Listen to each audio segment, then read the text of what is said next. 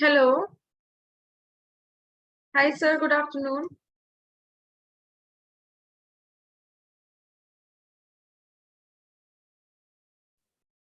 Good afternoon. Hi, sir. How are you? I'm fine. Are you able to hear me? Yes, sir. You're clearly audible. Okay. Hello to everyone. Looking all fresh.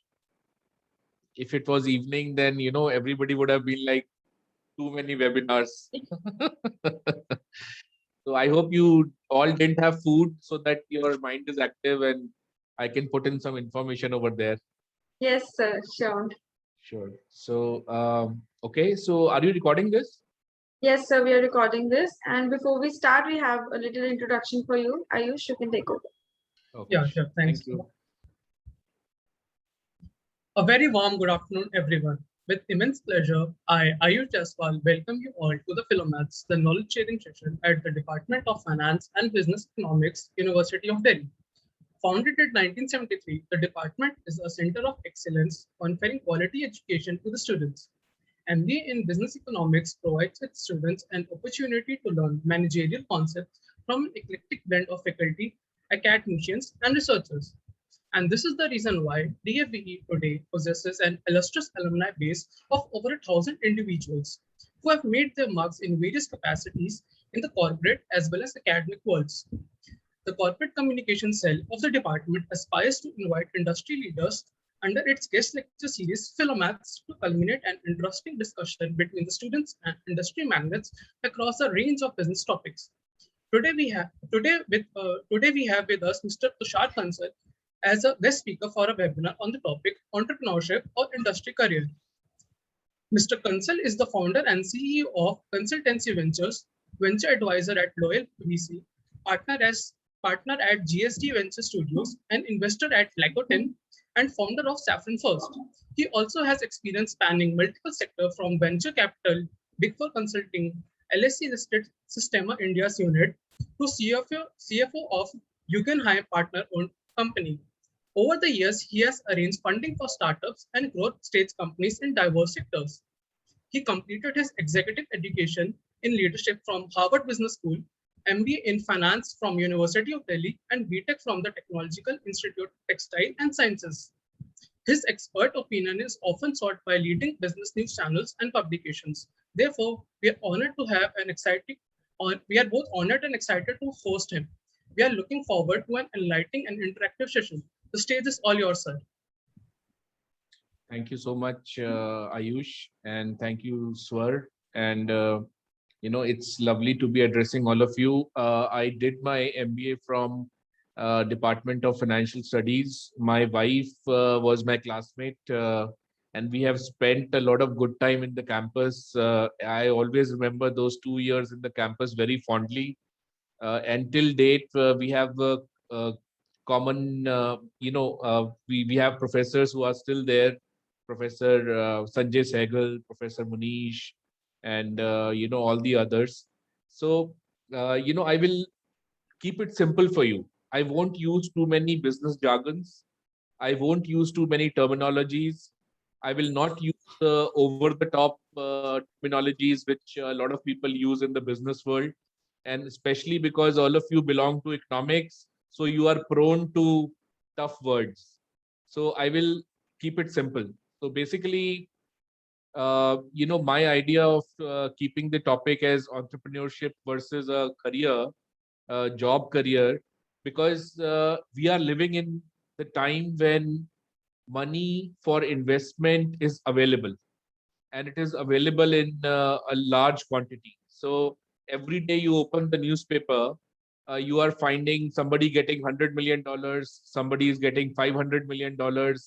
The valuation of the company is 2 billion, 3 billion, 5 billion. So there was a time when 4 companies used to become unicorns. Unicorns means a valuation of more than $1 billion.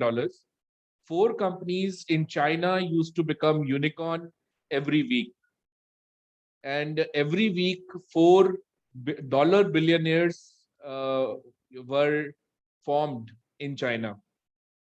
And India is witnessing that kind of a moment. every week, 2 to 3 to 4 companies are becoming unicorns, getting a valuation of more than $1 billion. And this race is led by the usual suspects, SoftBank and Tiger Global. Tiger Global is a company, Mr. Lee Fixell, who started the investment in huge volume way back in 2013 and 14. And he was the one who started putting in money with the point of view that just like Chinese economy has grown, similarly, these companies will also grow in India. So he bagged Flipkart, he bagged a lot of those companies which today are multi-billion dollars valuation. See, my primary interest, I do funding, I do equity funding, so I can talk to you about venture capital. I can talk to you about valuations, about investors' term sheet, about structuring the transaction. But to start with, let me tell you why venture capital is becoming so hot. So basically, we are living in a time when you can earn your money by doing a job, or you can earn your money by doing a business, or you can earn your money by investing the money which you have, becoming an investor, making money through money. So if you look at people who are in the top 500 richest people, a large part of their business is investing the huge money they have. And once they have this cash from their business, they start investing it, and it grows exponentially. So basically, look at the taxation structure of the world. If you are doing a job, naturally you are getting a salary. You are not making as much money as a businessman. It is only after 15 to 20 years of doing a job that you start getting 1 crore, 3 crore, 5 crores. And if you are doing a job in the big US companies, you get stocks also. General Electric, Amazon, Apple, they give you stocks also. So the value of those stocks is so big as compared to your salary that that kind of incentive structure is very attractive. But look at the taxation structure in the world. If you were doing a job in India, you are paying 30% income tax. If you are doing a job in UK, you are paying 45% income tax. If you are doing a job in the US, you are paying 40% income tax. So if you are on a job, the bad news is a large part of your money will be taken over by the government. But the good countries to do a job and where you get huge salaries is Dubai and Singapore. Singapore is 15% income tax. Dubai is 0%. And you get dollar salaries. So if you do a job in Singapore or Dubai for 10 years, you have enough money to retire in India. An Indian household runs in 2 lakh rupees a month. Good standard of living, 2 lakh rupees a month. In Dubai, you have to spend 10 lakh rupees a month. The cost of living is very high. House, maid, schooling, and the fourth is car. So because Singapore is a small country, the car value is 4 times as compared to India. So the starting price of a car in Singapore is 40 to 50 lakhs. And you have to buy the number plate. So there are a fixed number of cars in Singapore. So you'll have to clear a very tough license exam, and then you have to buy a number plate, retire one car, and then buy a new car. This whole will cost you minimum 40 to 50 lakhs. But Dubai is an oil economy. So the pricing of cars is less. So the SUV which you buy in India for 25 lakhs is available for 8 lakhs in Dubai. And oil is cheap. So running that car is also cheap. But taxation, income tax is 0. So you can save a lot of money. I know people who are based in Dubai, who went from college and now they are sitting on a savings of 15 crores, 20 crores after 20 years of college life, 20 years post college life. And Singapore, the problem is that because it is led by the Chinese, people of Chinese origin. So the Singapore government says that not more than 40% of Singaporean population would be from China.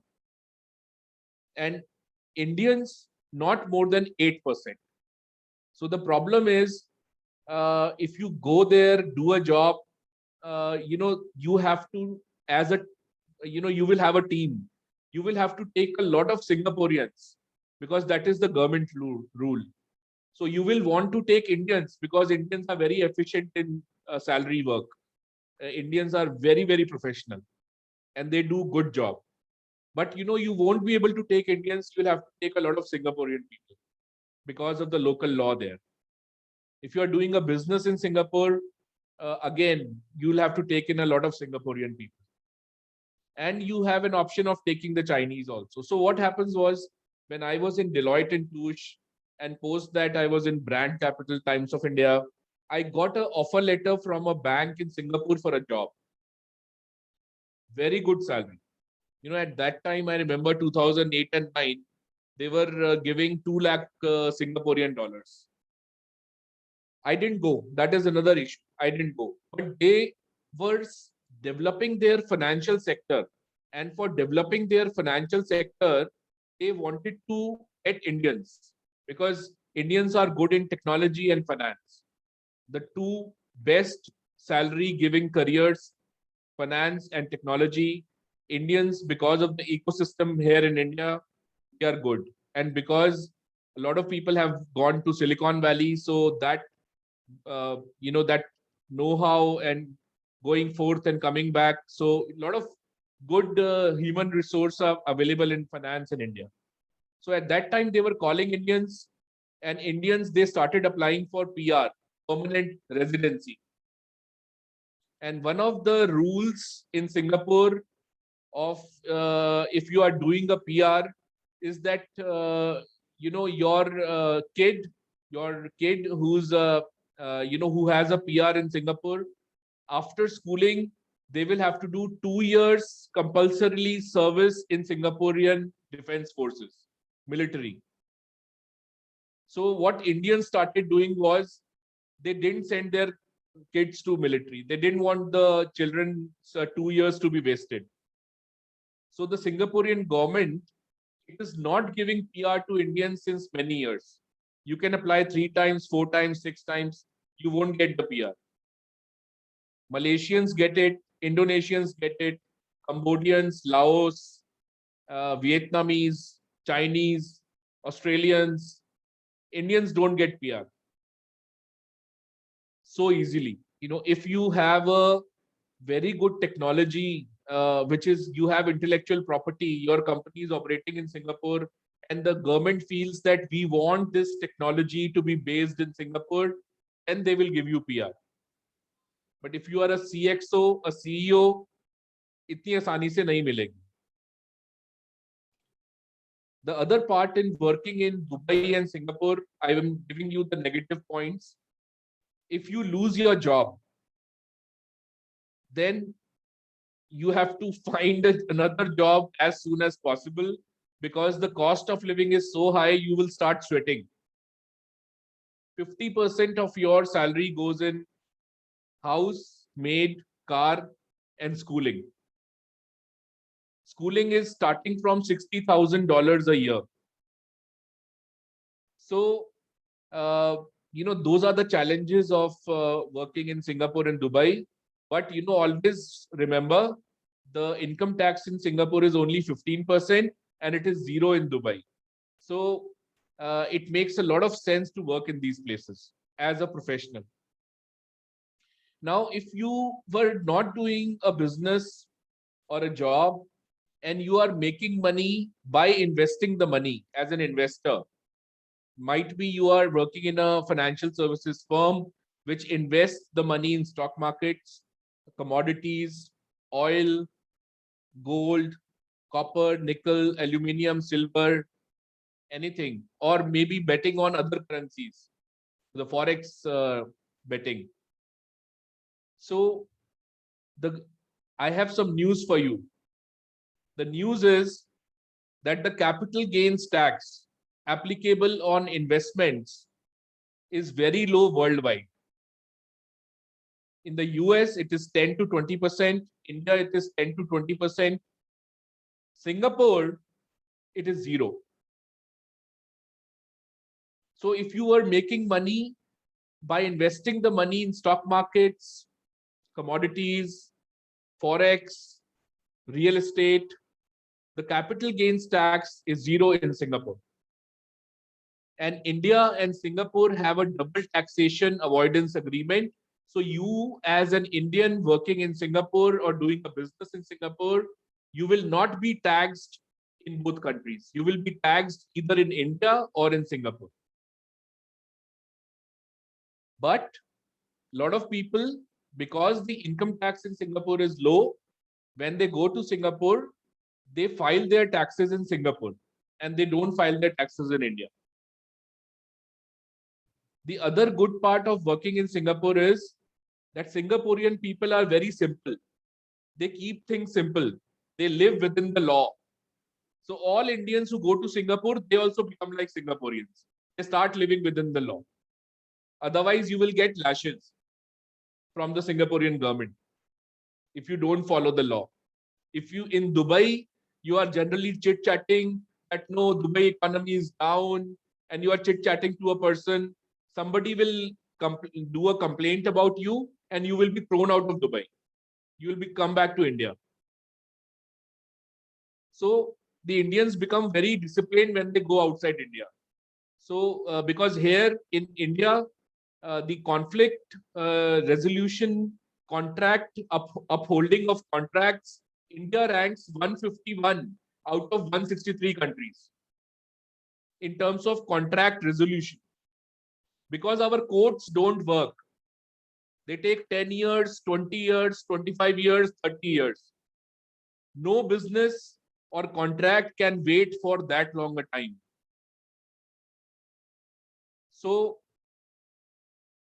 investors who invest in India, in the contracts they sign in India, the clause which they write is jurisdiction will be either arbitration in Singapore or International Chamber of Commerce, London, UK. They will spend more on lawyers in Singapore and UK, but they won't spend on the lawyers in India because the justice system here is broken. It doesn't work.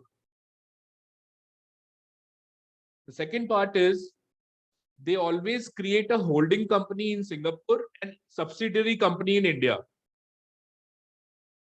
Because the capital gains tax on Singapore is hardly anything, so they put money in the Singaporean holding company by taking shares from that company. So Flipkart guys had created a holding company in Singapore.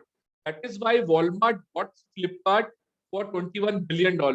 If you were to tell Walmart to buy Flipkart based in India, they would not have put the money because they know that contracts are an issue in India. I hope you are all with me. I'm giving you wealth of information about how foreign investors look at India. And from this information, you can make a career because you can understand where to work and how to benefit more from your career. So when a foreign company invests, they create a holding company in Singapore, they create a subsidiary company in India, they file the taxes in Singapore because India and Singapore have a double taxation avoidance agreement. They file the intellectual property papers in Singapore because Singapore gives you a lot of money if you pledge these intellectual property with the Singaporean government. In terms of countries who are giving you money against your intellectual property, Singapore ranks number 1. Third thing, they keep their top management in Dubai because the income tax is zero. And in India, they create a back office where all the work happens with people of low salary. You will be surprised to know most of the American and European multinationals have offices, back offices in Hyderabad and Bangalore.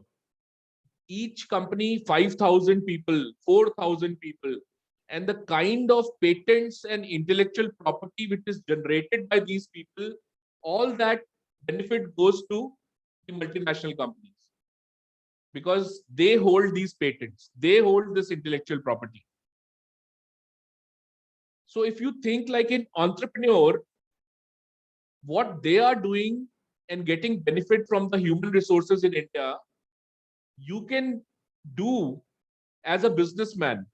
But first, you need to understand the business.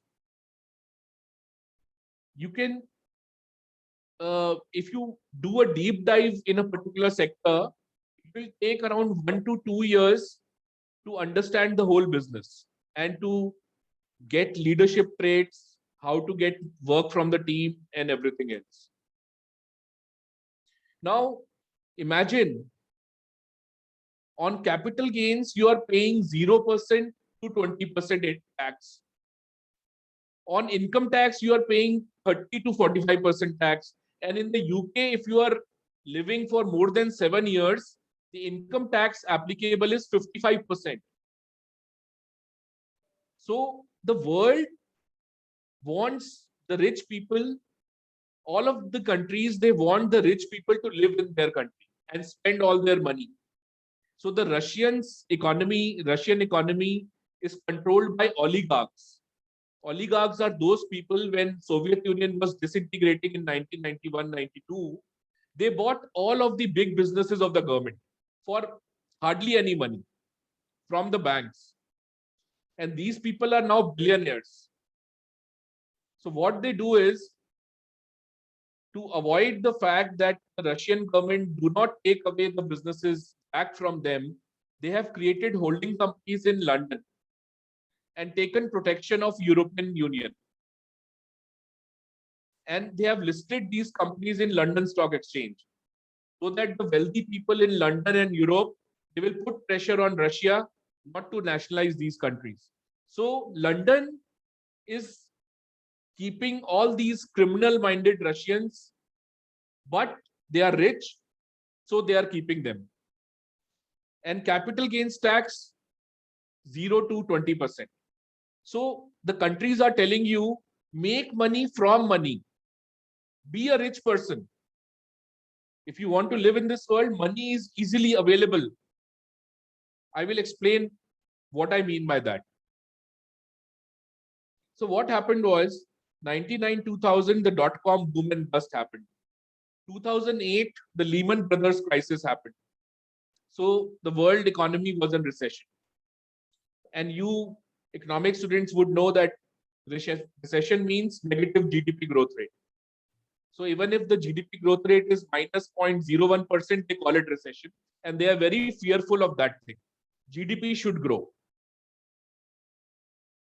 And for growing the GDP,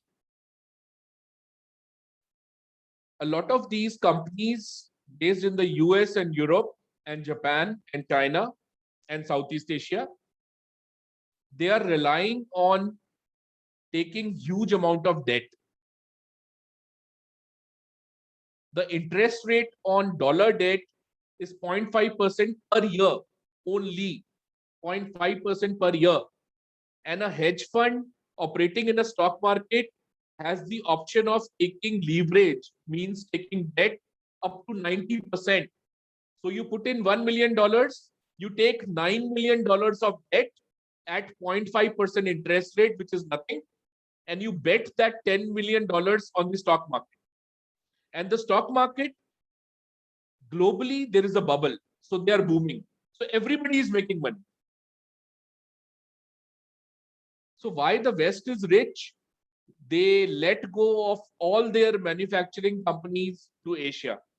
First Japan, then Taiwan, then South Korea, then Southeast Asia, Malaysia, Singapore, Indonesia, then China, and now Vietnam and Bangladesh. All the environmentally damaging, low labor cost manufacturing moved away from the West to all these countries. And they were left with only two industries, finance and technology. But because they are developed countries, their currency has a huge amount of value in the world. Dollar, euro, yen, and now yuan. It has so much of value in the world that a lot of trade happens in these currencies. If I were to sell a product, export a product, I will ask for dollars. If a Bangladesh company is selling to to Japan, it will ask for dollars. Saudi Arabia and US had a pact in after UK went down in World War II. They had a pact that Saudi Arabia will sell its oil in dollars. So after the Bretton Woods Conference of 1971, when earlier, the amount of currency you would print, the central banks of the countries will print, they had to keep equivalent gold as a reserve. In 1971, the Bretton Woods Conference, this peg to the gold was removed. So dollar became the reserve currency of the world instead of gold. So because the demand for dollars is so much, because the world trades in dollars, so they can print as much dollars and the value of the dollar does not go down.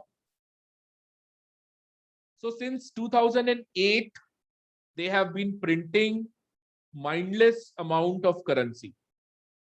I read somewhere, I think they have printed around $25 trillion. All these dollars goes in speculative activities because taxation is low and interest on debt is low and you can borrow huge amount of debt. So just open a financial company, borrow 90% debt. It is costing you 0.5% per year. Put that money in speculative assets like stock markets, commodities, bonds, forex, and now cryptocurrency. So what is cryptocurrency? Earlier, gold used to be a hedge against the dollar value. If the dollar value fell down, people rushed by buying gold on the commodity exchanges. So they said, gold value is going down, dollar value is going down. Let us put money in gold. Gold has a huge demand in the world market. So its price will never go down. So the US and the wealthy people sitting in the US, they thought, why should global investors put money in gold? Gold is a finite quantity. Those countries which have gold mines, it means they will automatically be richer. The US does not have that many gold mines. So they created a new asset for betting. It is just for betting. It is called cryptocurrency. And the initial so-called currency, which cannot be used anywhere, cryptocurrency, the initial currency they kept with themselves, the rich people from the US. And then they started getting everyone to put in their money. And the world has put in so much money in cryptocurrency that the total value of 18.5 million bitcoins, total value of those bitcoins was $2.5 trillion 6 months back. Now it is $1.9 trillion. Imagine if you are a rich guy from the US and you created a Bitcoin and you created an exchange platform. Bitcoin was created way back in 2009 and 10, but it came into prominence only recently. And you kept 500,000 Bitcoins in your wallet each Bitcoin was costing 1 cent, suppose 1 cent. There was hardly any value. Nobody knew what Bitcoin is. And today, each Bitcoin is costing $40,000. What would be the value of your 500,000 Bitcoins? So 40 people, total 40 people, I'm sorry, 10 people to own 40% of the Bitcoins. Imagine the wealth they have as of now. They created a new asset class. And now there is a rush. Everyone wants to create their own cryptocurrency. You create a cryptocurrency, you launch it like an IPO, and in the financial internet, which is the crypto world, Bitcoin and blockchain world, there are no rules and regulations. So you launch an IPO, there was a currency, Shiba Inu, and there is a Dogecoin. And they were launched on Indian stock exchange, Indian crypto exchange at a value of $1,600 per coin. And that IPO happened, people bought in that currency, and it fell down like a waterfall. And the value of that currency today is 0.00000029 cents. So if you were riding the crypto wave as an investor, you would have made millions, but you would have lost millions also, because there is no inherent value in the cryptocurrency. So it runs on news. China puts a ban, it falls by 40%. Elon Musk puts a tweet in favor of Dogecoin, it rises by 20%. So it is very volatile. And that is why India, China, they're all telling their citizens, don't buy cryptocurrency. Because the day these 8 people in the US who own 40% of Bitcoins, the day they will exit, then it won't have a floor. It will fall so much that all these Indians will come rushing to the government, save us, save us, save us. We have made losses. And the government won't be able to save them because they don't have any control over cryptocurrency. Now, entrepreneurship versus doing a job. One of my friends from Master of Financial Studies, he's head of Asian and Southeast Asian Treasury, APAC Treasury at General Electric. He shifted the treasury from Gurgaon to Singapore. He told the CEO of General Electric that Singapore is the gateway to Asia. Singapore is the banker to Asia. So there are 1,300 regional treasury centers in Singapore.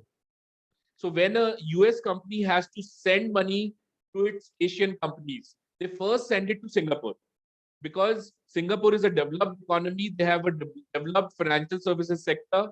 So putting the dollars inside Singapore and getting those dollars outside of Singapore is very easy. They allow that. India is an emerging economy. All emerging economies, they allow the dollars to come in because they want the dollars, but they don't allow the dollars to go out. So if you were doing an investment in a foreign company from India, taking money out of India will be a challenge. Taking dollars out of India is a challenge. There is a cap of $250,000 per individual, which RBI has put in. And most of the people, they use that cap either for tourism or for when they have to enroll their kids in foreign universities for paying the fees. So Singapore is the top of the pyramid in terms of money flow. Money comes to Singapore, then it goes to other Asian countries, and they send the money to Singapore, then Singapore sends it to US. So my friend there, He likes the working style. In Singapore, people are not eating you; they smile at you, and work culture is good. And mostly it is work from home. Even before COVID, it is work from home. You can keep on working from home. You don't need to come to office, and the work culture is good. So he gets around $500,000 salary, and he gets stocks of General Electric also. And my relative is CFO of Amazon Web Service Africa and Middle East. He gets huge salary, and he gets Amazon stock also. But all these people, they became senior level at this level after at least 12 to 15 years of their job. So it takes time. And if you were doing a business, then also, it takes time. If you talk to a lot of people who jumped into business, they will tell you that they started understanding the business only after they became 40 years of age. So, you start getting perspective about the whole thing. And then you realize, oh, at that time, I used to think like this. So actually it is not like this. So, there is a lot of perspectives which people get as and when they get experience. And I would want to speak to you about what investors think when they are putting money in your startup. So if you see, I'm nobody to tell you, don't do a job, do an entrepreneurship, or don't do a business, do a job. It is your call. I am telling you the taxation structure, the country which is better, the realities on the ground. Finding a job in Dubai nowadays is next to impossible, because in Dubai they only have one newspaper. In Singapore they have one newspaper. So news is controlled by the government. So Dubai economy is actually going down since 3-4 years, but it does not come out in the open. But people who are living there, they know it. They don't talk about it, but they know it. So finding a job has been very difficult in Dubai since 3-4 years. That's a problem. Now, coming to what investors want. See, if you were to become an entrepreneur, try to become an entrepreneur in a sector which you understand. And try to be in a sector and also try to incorporate technology in the business which you are doing. And I will just share my screen with you so that I can just share one slide with you. I will explain each slide, don't worry, and then I will take your questions also. And I will first of all request everyone to add me on LinkedIn. I have put my LinkedIn link on chat. And okay, I will share my slide now. Are you able to see the screen?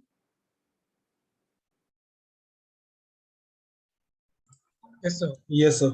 Okay. So this is one slide which will explain you what investors look for when they invest money in your startup. See, always remember, after 2008 Lehman crisis, the central bankers of the world have been printing a lot of money. And that money is chasing returns. It is chasing returns in real estate, in stock markets, in commodities, in Forex, and venture capital. And venture capital means venture capital has been giving outsized returns as compared to other classes, asset classes. But it is high risk, high return kind of asset class. So 7 out of 10 companies you'll invest in will close down, maybe 8. And only 1 or 2 out of the 10 will go to 100 times, 300 times, 200 times. The valuation of a company is in multiples of the profit and loss account. So it is in multiples of revenue, multiples of EBITDA, operating profit, multiples of net profit. So that is why if you're doing your business and you are achieving revenue, you are achieving operating profit, on the balance sheet side, on the share side, you will make much more money. Like Tesla will produce its first profit in 2023. It is in losses, but the share valuation of Tesla on the stock exchange is $900 billion. So if Elon Musk want to earn from Tesla, see, he gets a lot of stock from the board of directors. He gets good salary. But he has so much of shares. They are valued at billions of dollars.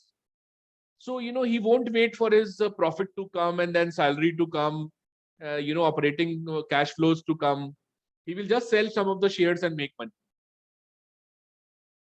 But always remember, there are certain sectors which investors will put money. If you have a digital marketing company, you make websites, you do SEO, you can't assume that the investor will put in money. The investor will look at scalability, uniqueness, incorporation of technology, and many other factors. I will cover all these factors one by one. The first thing is, what is the problem statement? What is the problem faced by human beings which you are solving? Now, global warming is a problem. Temperature of the earth is rising. The ice in Arctic and Antarctica is melting. And these are the fridge of the earth, Antarctica and Arctic. If that ice melts, then the temperature will rise even further. So environmental companies is a good opportunity for investment. All the countries have signed Paris Act, so they are committed to reducing their greenhouse emissions.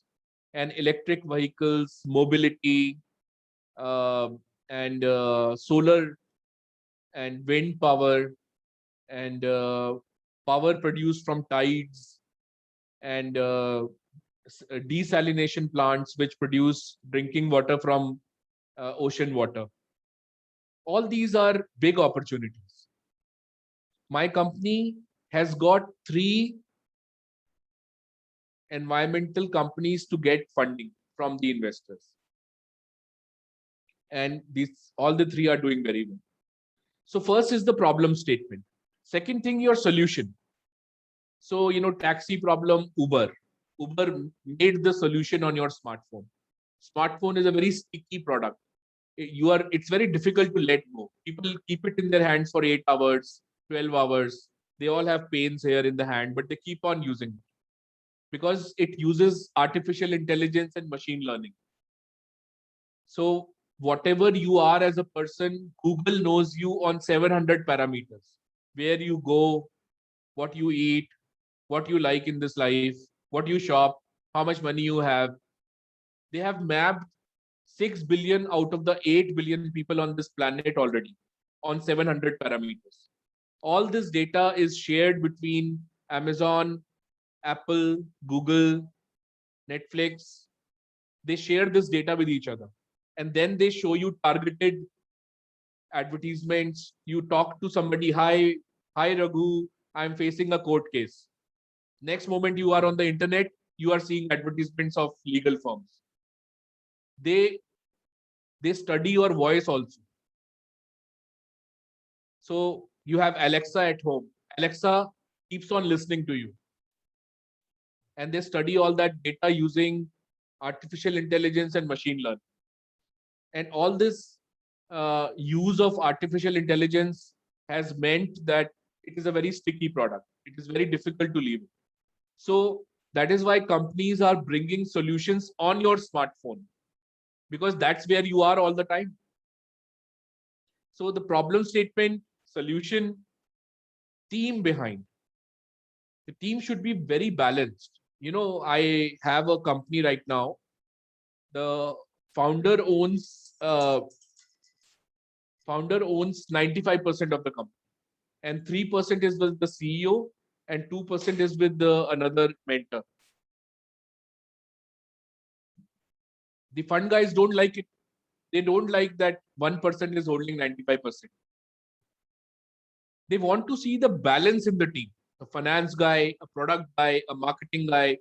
Maybe he's not the founder. Maybe he is the CXO or he's the VP marketing.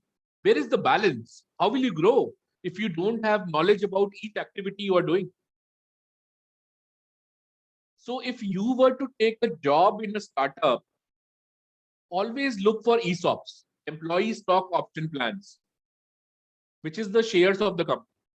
But these ESOPs, they don't come to you. They don't, it's called vesting. They don't get vested as soon as you join the company. They vest after 1 year, 2 years, 3 years. So after 1 year of performing, some of the ESOPs will vest with you. It will come in your account. After 2 years, some will come to your account. And always remember, it is not necessary that your ESOPs will be sold and you will get your money.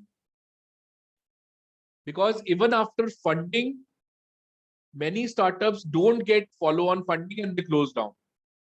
So how will you get exit from your shares? But if you are in a good company, look at Freshworks. Freshworks comes out of Chennai and got listed on NASDAQ 4 days back. Girish Mathrubhumi became a billionaire. And 500 people from Freshworks became millionaires. They had ESOPs. So ESOPs got converted to shares and they have an option of selling their shares on NASDAQ anytime. Because the company is now listed on the stock exchange and the shares are easily tradable and you can sell the shares anytime on the stock exchange. 500 people became millionaires, dollar millionaires, which means more than 7.5 crore worth of wealth.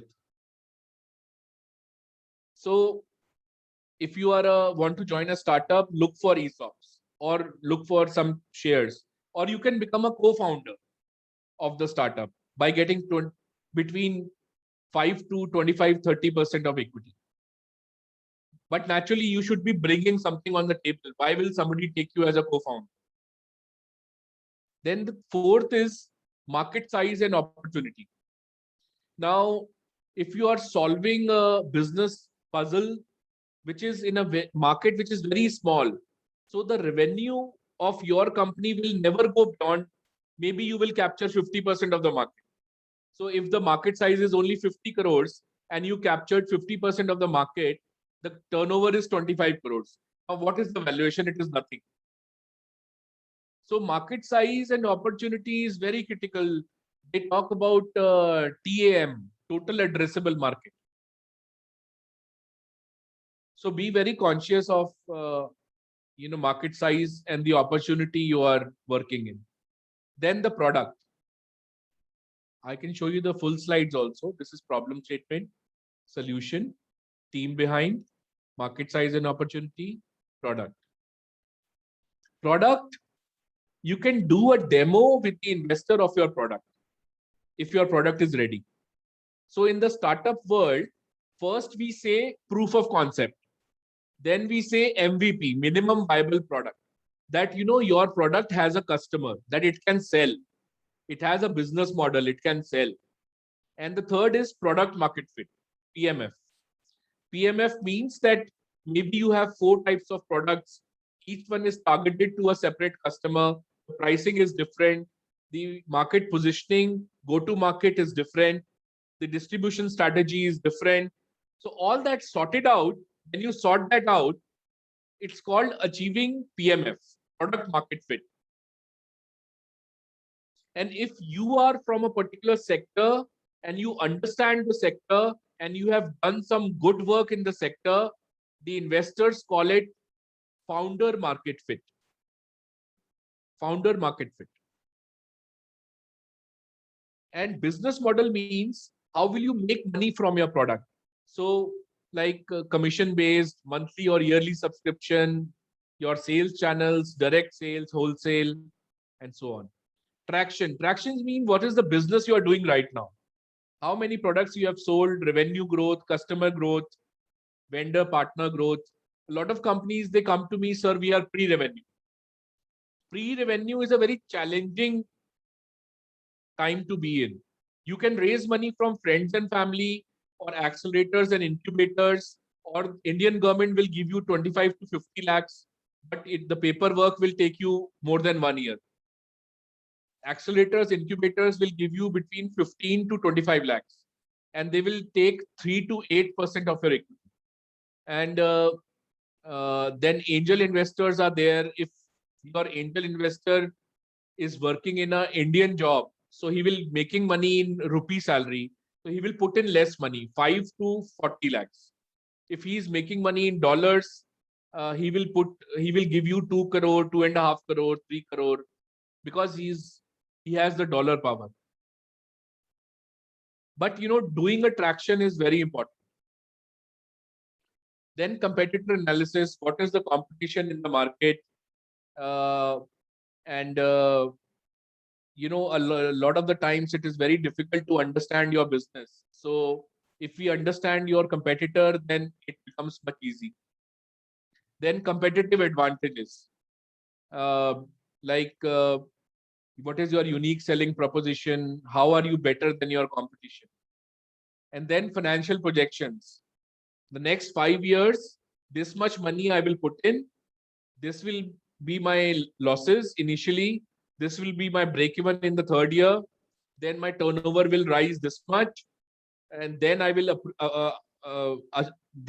approach operating profitability, and then these are the cash flows which are available to the business.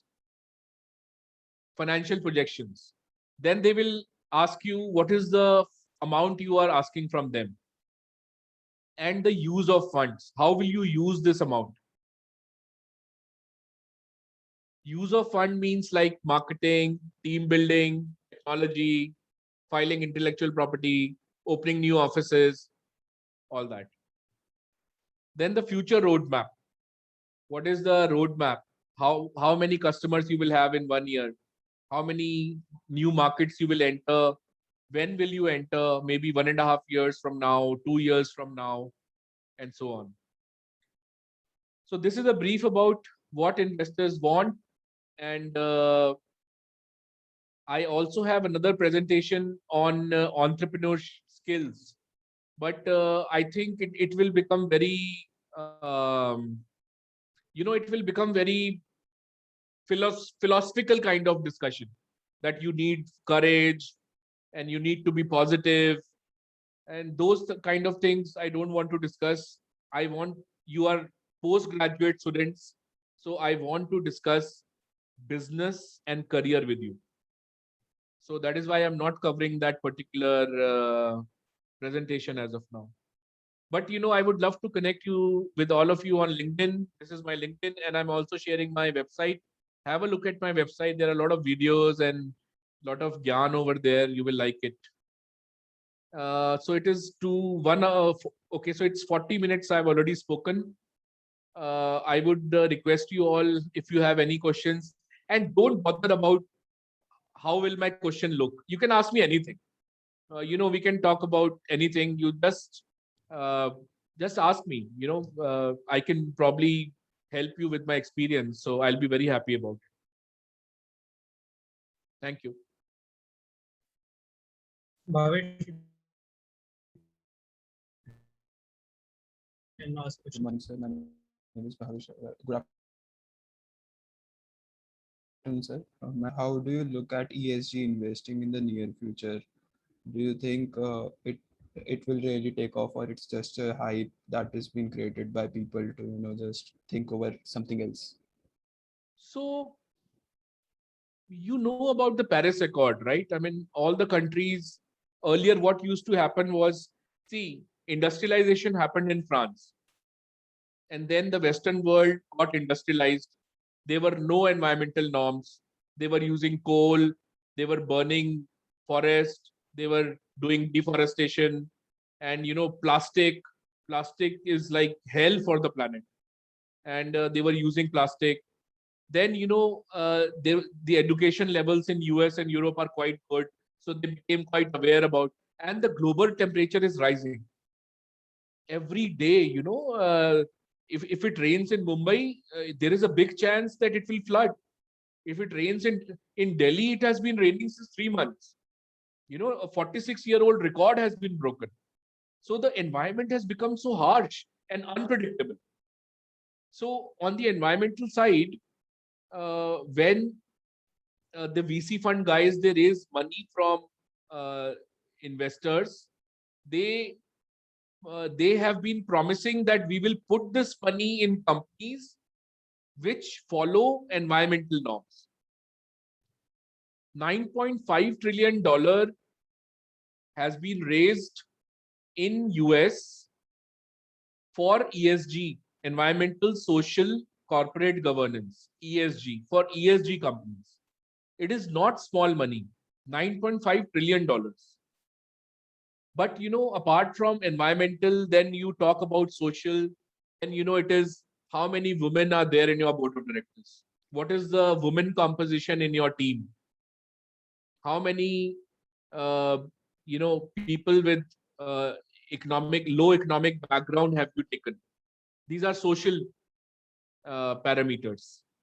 And then corporate governance, that how many independent directors you have, how many how is your reporting, the reporting which you are doing to the stock exchanges, whether it is from a known auditor. So all these factors. But let me, your question was very good. And why I'm saying your question was very good, because although people have been investing on ESG basis, but making money from ESG following companies is not easy. So that is what I wanted to ask. Absolutely, you are absolutely right. Many of these so-called impact investors, they are actually making a joke of it. If they see, end of the day, they want return on money. If they don't generate return on that money, the LP, limited partner in their fund, will not give them money again to manage.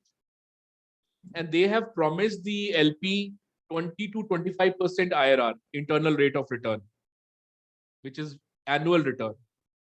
So, agar wo social company mein dalega, if he puts money in a social company, end of the day, social parameters are all right, that you educated this much children, that you gave paternity and maternity leave to your staff.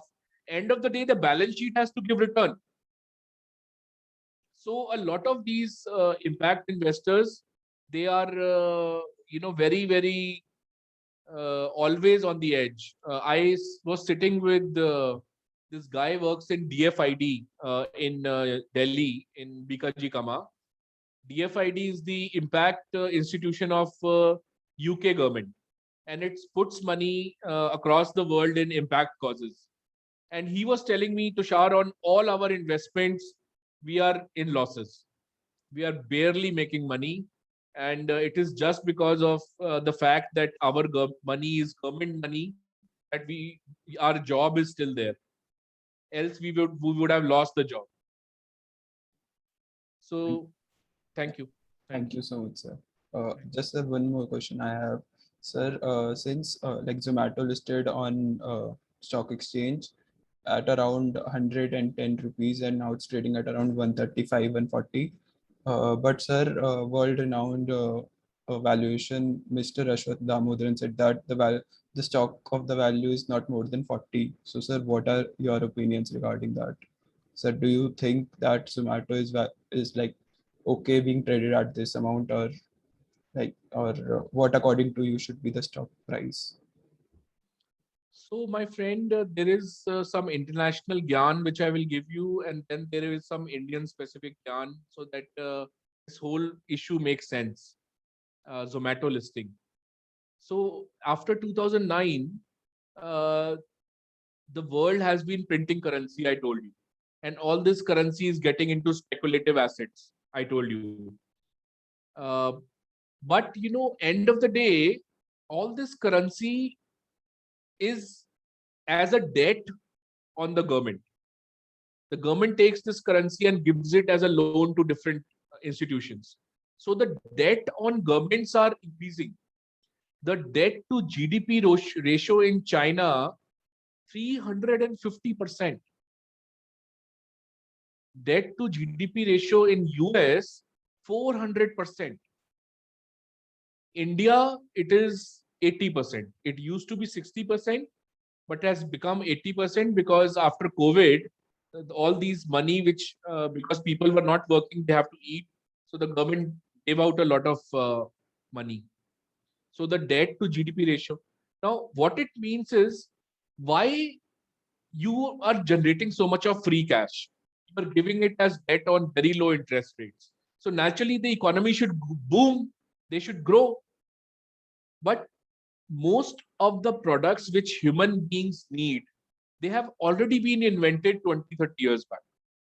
So we are creating a fresh need for the human beings. You need a smartphone, you need this fancy car, then you need this, then you need all kinds of things, which you are copying the countries are copying each other.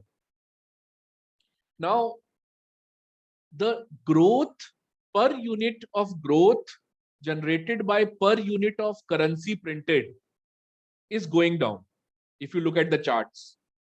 So the efficiency of fresh money which goes into the economy is falling down, and each yuan which China prints today gets it benefit of only 20%. 20% of one of a yuan. So I'm sorry, I forgot your question, but this is the international perspective. Zomato was the question. Now, in this scenario, Zomato operates in a market. See, Indian market, you have to understand, we are very, very price conscious people. Globally, most price conscious people are Indians. We are very quality conscious people. Price conscious, quality conscious. We are very service conscious people. We want proper service. So a company which operates in India challenges that the market is so price conscious. Will you pay 600 rupees for a butter chicken which you pay?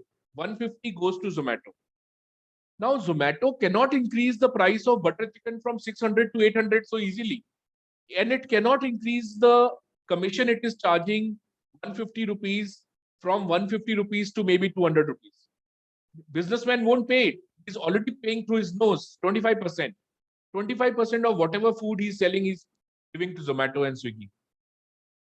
So they are in losses and they are generating investor money and utilizing, burning the investor cash. And that is how their businesses are still running. Now, all these companies, they are always in losses in the US also. So Amazon was in losses from 1994 to 2014, 20 years. And the stock price kept on rising because they used to earn money. Then they used to put this money in a fresh project, in a fresh business. And that business started growing. Then they again put that money in new business. So the investor thought, even if they are in losses and they don't pay me any dividend, but end of the day, I'm holding the shares of a business which is forever growing. So there are two styles of investing. One is bottom-up style and top-down style. Bottom-up style means how many companies are there in this space. Let me take the top 3 companies, invest in them, like SoftBank does. SoftBank invests like that. It will put in money in the top 3 companies. The top-down investing is China food delivery market is $100 billion. It became from 10 billion to 100 billion in 10 years. India food delivery market is $1 billion. So China became 10 billion to 100 billion. India will become 1 billion to 10 billion. Let me ride the wave and put money in this 1 billion. at a good valuation because it is the number one company in the food delivery space. So fact of the matter is these companies are running on investors' cash. And always remember, when the investor puts in money in a company, he needs an exit. End of the day, he has to get an exit. How will he get the exit from the company? India is the most difficult market for investors to get an exit. The most preferred route for investors to get an exit is stock markets, that the company gets listed in a stock market. Stock markets are forever rising because of easy money. So the valuation grows up and then you sell your shares anytime. So Indian stock market route for the new age loss-making startups was closed because SEBI had said that 50% of your IPO size, 50% of your issue size should be sold to retail players. Retail players means individuals like you and me. 1 lakh rupees per person. So Zomato is valued at billions. If it's coming out with an IPO of 1 billion, then the share, the portion reserved for retail is 3,250 crores, 3,500 crores. It is not easy to sell that issue to retail people. Selling 3,500 crores worth of IPO issue, 1 lakh each person. And if that issue does not get subscribed, your IPO gets cancelled. It is called IPO gets devolved. And IPO gets devolved. In the future, you will never be able to come out with an IPO. You will get such a bad name in the market. Emaar MGF IPO got devolved. Till date, it has not been able to come out with an IPO. So SEBI changed the rules from 50% of issue size in the Zomato IPO. The issue size, the portion reserved for retail investors is only 10%, and rest 90% to big institutions. So institution can easily participate. So it's the first time a very good listing happened. First time a loss-making company from the new age technology sector, consumer sector, got listed. And it has shown the way for all the other startups, because these startups were putting pressures, the investors were putting pressure on the government that we will go and open a holding company in US or Singapore, and we will list our stock in NASDAQ or New York Stock Exchange if you don't allow us to list in the Indian stock markets. So the government opened the route. And if you are telling me, is it right or wrong that, you know, this kind of loss-making company generating this kind of valuation? Let me tell you, loss, I told you about Amazon. The losses came because it was reinvesting the money. It is a very fair thing to do. In the case of WeWork, why the losses are coming? Because they take the best location in the city, they put 7-star infrastructure and such a costly infrastructure, and then they lease it out on short-term durations, 10 days, 1 day, 15 days, 1 month, to gig economy people who barely have a job. So on one hand, their product is super premium, and the market, the customer is one who cannot pay for it. So the losses are huge, and the liabilities on the lease size is huge. And that is why WeWork's IPO got devolved. And it, from $45 billion valuation, the IPO could not come even at an $8 billion valuation. But Zomato IPO came. It is amongst the top 2 food delivery companies. It is growing all the time. It is increasing the market. And there is a top-down investor which likes to put in money in such issues. So I hope I have answered your question. Thank you so much, sir. Thank you so much. Thank you. So due to the scarcity of time, we'll be taking one last question. Sure. So Ritika, you can ask. Ritika, you can go. Good afternoon, sir. This is Ritika Singh Side from the junior batch. Ritika. Thank you for such an insightful session, sir. I absolutely loved it. My question to you, sir, is just a very hypothetical question. For example, you are a 23-year-old, 24-year-old student right now, and perhaps your goal is to get a house at an age of 35 or to be able to get some property or some kind of an investment. What will your roadmap look like? Investments or getting a good, handsome salaried job, or maybe trading? What will your roadmap be right now? Oh, so Ritika, I did my job in companies in Deloitte and Touche, in Times of India's venture arm called Brand Capital. Then I was heading treasury with the Russian telecom company MTS India. I raised almost $2.5 billion for the company in 3 years. And then I was CFO with a logistics company owned by Guggenheim Partners, the American private equity fund. Since the last 6 years, I have my own company. I'm very happy. I'm very happy because I'm making a return. I'm making a business. See, after you become senior in a company, in a corporate role, the traits required by you to sustain in that job are the same traits which you require in a business. So you are part of a company, maybe a mutual fund, or and you grow. Then after many years, you start feeling, I know about the whole sector. I know about, I have relationships across the sector. I know how much money to pay to this distributor, how much money the customer will pay me, how will the customer come, which payment gateway I have to use. You know everything. Then you start feeling, I am just taking a salary and my company is making hundreds of crores. Why should I not open my own company? So always remember, you will have to perform. If not in the salary job, then in business. So senior management, you have to perform, whether it is your business or your job. So a lot of people, they feel jab perform karna hi hai and it is on our shoulders, then why not do it for your own? And after you reach the age of 43, 44, 45, you start getting tired after working for 20 years. You know, going every day to the job, driving a car, going every day, and same thing, meetings, and you start getting tired, and your mind says, I can't do it anymore. So that is the time when people, they feel, I have enough savings, I can take a risk. People take sabbatical. My wife, she's also from MFC, my batch. She has been on a sabbatical since 2.5 years.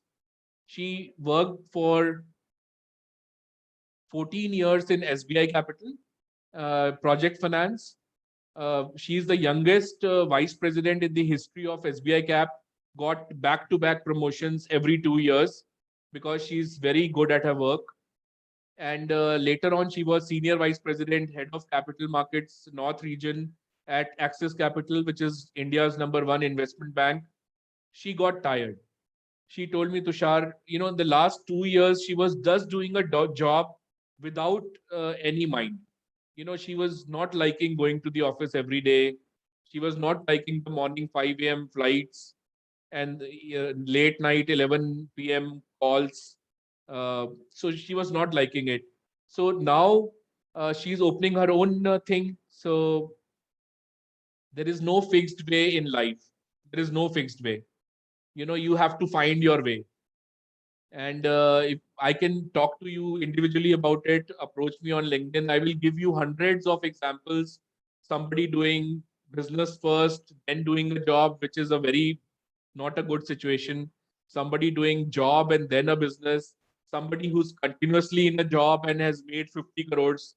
Somebody who's my junior from college. He has a 50, my senior from MFC. He has a $50 million fund, Elara India Gateway Fund, and it generated the best return generated by a hedge fund in India. He got an award for 3 years. But when I went to him in Gurgaon, we were sitting and he told me of the challenges, and the challenges were huge. I mean, this guy was under so much of pressure. I can't tell you. So keep your body healthy, body fit, keep your mind fresh.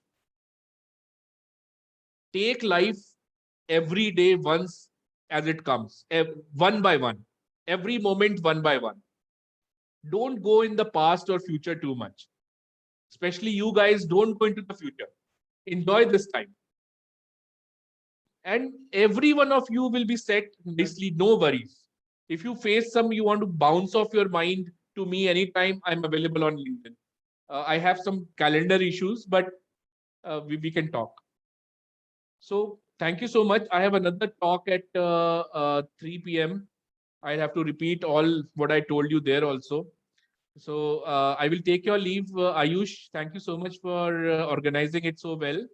And I would need the recording if you can send me today on Google Sure, Drive. Sure, sir. And, So just okay. a minute, we have a closing note for you. Sure. Thank you so much, sir. It was a pleasure indeed to hear all your views and ideas on the topic. The discussion was immensely valuable, and thank you, sir, for answering all our queries. I, Ayush, on behalf of DFE, extend a hearty vote of thanks to our speaker for taking his valuable time out and for sharing his experiences and opinion today with us. And as a token of appreciation, we have planted a tree in your name at Sundarbans National Park in West Bengal. It was truly an honor, sir. Thank you. Thank you. Thank you, everyone. I got this tree from Master of Financial Management people also. And I put it on my social media because I just loved it. So just send it to me on an email. I will put it on my social media. And all of you, if you liked this thing, then maybe one recommendation you can send me on LinkedIn. I will put it on my LinkedIn. And thank you all of you for your valuable time. Stay healthy, stay happy, keep on learning, and take every day one at a time. Okay? Take care. Thank you so much, sir. Bye.